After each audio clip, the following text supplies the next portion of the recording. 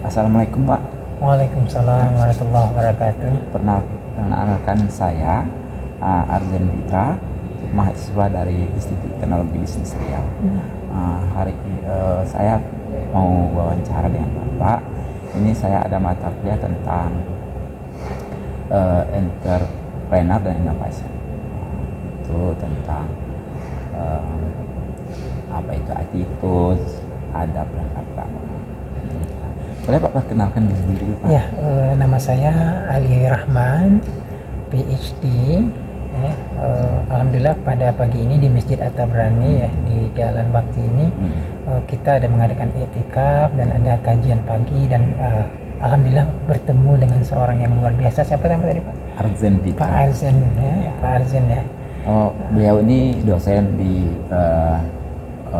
Universitas Abu Rabi. Abdur Rahman. Pekanbaru Ya, alhamdulillah. Tadi pertanyaan Bapak tentang attitude, ya, kemudian akhlak, adab dan adab. Ya. Baik. Dalam pandangan kita sebagai Muslim, ya, ketika kita mendapatkan satu buah kata, maka harus kita telisik, harus kita telusuri dari mana kata itu berasal. ya. Kata yang Bapak tadi berikan ke saya itu, yang pertama attitude, Ya. itu dari bahasa Inggris. Ya. Yang kedua adalah akhlak dan adab, dan ini dari bahasa Arab. Ya. Tentu ketika kita berbicara masalah bahasa itu lahir dari budaya. Budaya masing-masing dari mana bahasa itu hadir. Ya. Ketika kita bicara masalah attitude, Ya. berarti pemahaman tentang attitude sebagaimana yang dipahami oleh orang barat. Ya. Ya. Nah, jadi kalau kita berbicara tentang attitude, itu adalah suatu perilaku atau sikap yang kita hadirkan ketika kita berinteraksi. Ya. Ya.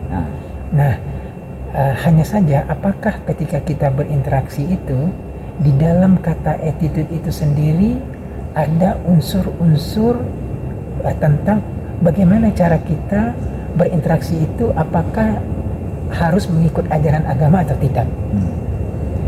Nah, kalau kita melihat, tentu saja ketika mereka berbicara attitude, itu bisa jadi mereka merujuk kepada agama ataupun tidak kepada agama. Tergantung, kalau mungkin mereka Kristen kan, orang Kristen, mungkin dia akan berbicara tentang attitude sesuai dengan kerangka agama dia. Tapi yang jelas, ketika berbicara tentang attitude ini, tentu dia bukan berasal dari bahasa Islam. Yang mana bahasa Islam itu dari bahasa Arab. Itu yang pertama yang harus kita dudukkan. Nah, adapun akhlak itu berasal dari bahasa Arab, bahasa Islam. Ya. Innaka la'ala khuluqin azim. Sesungguhnya engkau wahai Muhammad, bagi engkau khuluq, akhlak azim, yang great, yang besar, yang agung. Yang mana akhlak itu tidak dimiliki oleh orang lain melainkan Rasulullah. Nah, ketika kita mengatakan ini akhlak merupakan bahasa agama, sudah pasti hal-hal yang berkenaan dengan akhlak diatur oleh agama. Ya. Clear kan? Berarti berbeda dong dengan attitude. Ya, Berbeda. Demikian juga dengan adab. Adab ini bahasanya begitu tinggi untuk diuraikan. Dia adalah sebuah sikap yang kita terjemahkan dalam hidup kita sesuai dengan nilai dan ajaran agama, dan dia meliputi segala aspek hidup. Saya kasih contoh. Hari ini ada orang yang memahami adab walaupun mereka mengerti itu dari bahasa Islam. Mereka hanya menjelaskan dari aspek adab makan minum, adab terhadap orang tua salamannya gimana, apakah ini atau gimana. Tapi ada yang paling luas lagi, yang paling besar lagi, adab terhadap Allah. Jarang kita didengungkan ataupun diutarakan gimana adab kalian ini terhadap Allah. Jarang. Paling ya adab masuk rumah, adab berpakaian, yang very sangat simple. Padahal akhlak yang terbesar, adab yang terbesar itu adalah adab kita dengan Allah. Ketika kita dilahirkan ke dunia ini, tadi kan secara fitrah, lalu kemudian kita menjadi baligh, kita menjadi muslim, itu sudah ada adabnya, yakni menjalankan apa yang ia perintahkan dan menjauhi apa yang dia larang. Itu berkaitan dengan sekarang kita sebenarnya ingin melepaskan definisi attitude ini. Karena terlalu sangat sederhana. Lagian dia juga, kalaupun kita mau masukkan agama, di dalam Al-Quran tidak berbicara tentang attitude dari segi bahasa itu. Mana bukan Al-Quran ada nggak attitude, nggak ada kan, yang ada akhlak, yang sebagaimana saya sebutkan. Nah, kalau sekarang saya tidak mau berbicara banyak anti attitude, kecuali kalau Bapak nanti bertanya ya. Mending kita bicara tentang akhlak dan adab. Nah, berkenaan dengan akhlak ini, itu berasal dari khalaqa, yang artinya menciptakan ya. Kemudian penciptanya siapa? Penciptanya disebut khaliq. Yang diciptakan disebut makhluk. Oh ya, maksud. Dari akar kata yang sama kan. Lalu kemudian perbuatannya apa? Akhlak. Ini ada khaliq, ini ada makhluk. Bagaimana caranya seorang makhluk ini bisa mencapai khaliq? Apa sarana? Sarananya adalah akhlak. Kita berakhlak kepada Allah, berakhlak kepada manusia, berakhlak kepada lingkungan. Semuanya itu muaranya adalah untuk Allah Subhanahu wa Ta'ala. Jelas ya?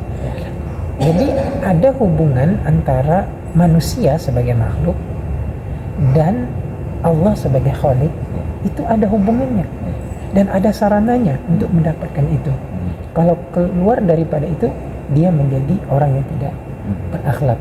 Dan konsekuensinya ketika kita ikut akhlak sebagaimana yang diajarkan oleh Allah, konsekuensinya pahala. Attitude gimana? Itu kalau tingkah tidak. Iya, maksudnya ada nggak hubung kait dari segi bahasanya itu menghala kepada Tuhan, kepada Allah? Itu kan nggak ada kalau dari segi bahasanya itu attitude. Dari akar katanya aja agak sukar kita. Nah, kembali kepada adab. Adab ini adalah meletakkan sesuatu itu pada tempatnya yang wajar. Allah di mana posisinya? Posisinya sebagai Tuhan yang wajib disembah. Dan dia memiliki sifat-sifat tertentu. Dan dia tidak bisa disamakan dengan patung. Nah, ini kita bicara akidah ya, terserah mereka ada keyakinan lain. Tapi tidak boleh ketika kita menjadikan patung sebagai Tuhan, kita sembah dia, Lata, Uzza, Manna ketika zaman jahiliyah. Berarti dia tidak beradab kepada Tuhan, karena dia tidak menempatkan Tuhan itu pada tempatnya. Tuhan itu disamakan dengan patung. Kalau kita di kampung itu kan ada orang menyembah pohon. Masa Tuhan disembah dengan pohon? Di mana adab kita terhadap Allah? Adab kita terhadap manusia, sebagaimana seharusnya kita berperilaku. Makanya ada adab-adab. Kalau manusia ini kan beragam nih. Ada dia sebagai guru, ada dia sebagai orang tua, ada dia sebagai tetangga. Islam mengatur itu. Adab kita terhadap guru seperti apa? Tidak bisa disamakan dengan adab kita terhadap teman. Dia ada tingkat-tingkatannya. Tidak sama dengan adab kita dengan tetangga. Tidak sama adab kita dengan hewan, yang kucing tadi kan. Nah, jadi adab itu ada menempatkan sesuatu itu pada tempatnya yang benar, tempatnya yang wajar. Jangan guru kita bilang, "Oh, Pak, sini Pak, gini." Atau kita apa? Kenapa tidak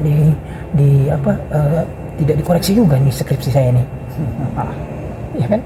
Harus ada adabnya. Ketika kita ada intonasi marah, emosi, ada menunjukkan rasa tidak senang, itu sudah tidak beradab. Tidak beradab itu berarti bahasa kerennya biadab. Nah, hanya saja untuk meletakkan sesuatu itu pada tempatnya, itu diperlukan ilmu. Jadi tidak mungkin orang bisa menempatkan Allah itu sebagai Tuhannya, melainkan ada pada dirinya ilmu. Ilmu kemudian diamalkan, jadilah dia beradab. Jadi termasuk ada adab kita terhadap masjid, harus didahului dengan doa. Untuk bisa berdoa dengan apa? Ya kita harus cari ilmunya dulu, masuk masjid seperti apa.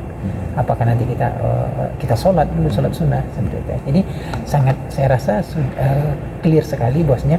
Ketika berbicara masalah bahasa, harus dirujuk dulu bahasanya itu dari mana asalnya. Apakah dia dari barat? Kalau barat itu cenderungnya mereka melepaskan definisi itu dari definisi yang Allah berikan, agama berikan. Kalau kita itu tadi. Gitu. Jelas atau? Terima kasih Pak. Lebih 10 menit ya? Oh pas. Terima kasih atas penjelasannya. Tapi menurut saya attitude itu seperti Bapak bilang tadi, itu adalah tingkah laku seseorang yang dilakukan setiap hari. Kemudian itu adab itu yang kita dapatkan dari dunia pendidikan. Ya, pendidikan itu yang kita dapatkan dari guru kita, ya, kemudian dari apa saja, mulai dari orang tua sampai kemudian apa itu akhlak yang kita dapatkan itu dari ilmu agama kita, dari ilmu agama kita yang kita dapatkan dari guru mengaji, guru agama Islam. Cuma itu Pak. Termasuk juga adab juga bagian dari agama juga ya. Baik, terima kasih. Sekian dulu wawancara kita pada pagi ini. Demikian, assalamualaikum warahmatullahi wabarakatuh. Waalaikumsalam.